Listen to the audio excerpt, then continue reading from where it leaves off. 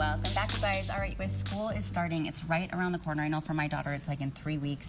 But it's time to start thinking of back to school clothes, you know, binders, pens, all those things, but it's also time to start thinking about breakfast. And Allie Spencer is here from LDS Hospital, our registered dietitian, who comes and talks to us about all these incredible things we need to start implementing into our life. But one thing that you feel super passionate about is breakfast. Is breakfast, yes. And a lot of times with breakfast, it's what can I grab, Yes. what's fast? And so a lot of times we don't make healthy choices, or we don't make any choice, and we just leave without having breakfast. And it really is one of the most important meals of the day. So what should we actually be thinking about when it comes to breakfast? So when I look at breakfast, I say make sure you have 2 components. Make sure you always have at least protein and that you have carbohydrates too. And protein could be things like eggs or nuts and seeds or some sort of lean meat, could be dairy, and then also your carbohydrates would be things like fruit or starches. Okay, so I feel like I'm hearing a lot about that. Like that's kind of what you should be implementing into every meal, right? Yes. That's the power couple. Protein and carbohydrates with every single meal, every snack. That's a good way to go. And that's a really great balance. Yeah. So, okay, so show us some of the options that you have brought for us. So all of these are really simple options. The first is doing a yogurt parfait, right? So doing a non-fat, unsweetened yogurt. You could put a little bit of honey in there with some granola and some fruit. Well, and there's something really fun about making it look pretty like that. Yeah. Like I know for my 11-year-old, she'd be like, oh my gosh, that looks so cute. You feel so fancy eating out of a special dish. And that's all things that you have in, super easy to make. The next thing I have up here are these egg cups. And these are really something you can do ahead of time. So it's like you're making scrambled eggs. You do your eggs, you put whatever peppers or whatever vegetables. You could do peppers or onions or zucchini, put some cheese in there if you wanted Canadian bacon.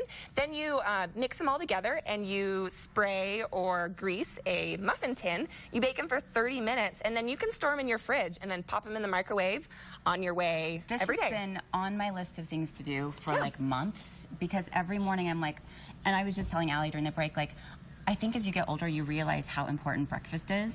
And there's so many mornings where I'll sacrifice washing my hair to just like have breakfast.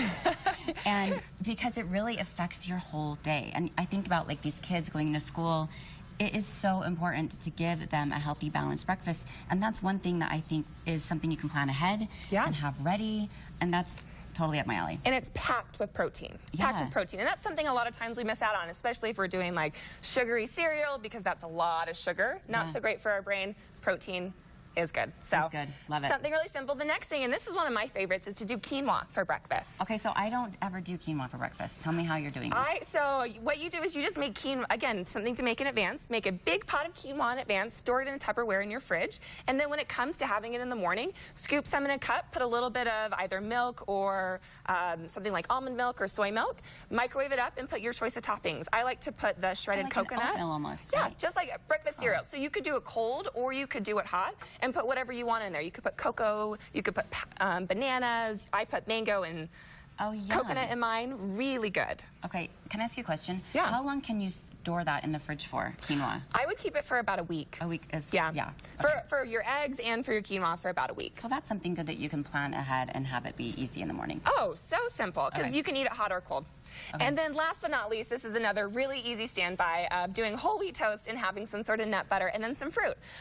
Instead of jam, I like to slice up my fruit and put it on top. You could slice up bananas, I put strawberries on here, you could do apples. It's a really fun take on plain old peanut butter toast. But it's delicious. That's actually one of my favorite things for breakfast. Allie, how do people find out more about how they can sit down and meet with you and work on their diet goals?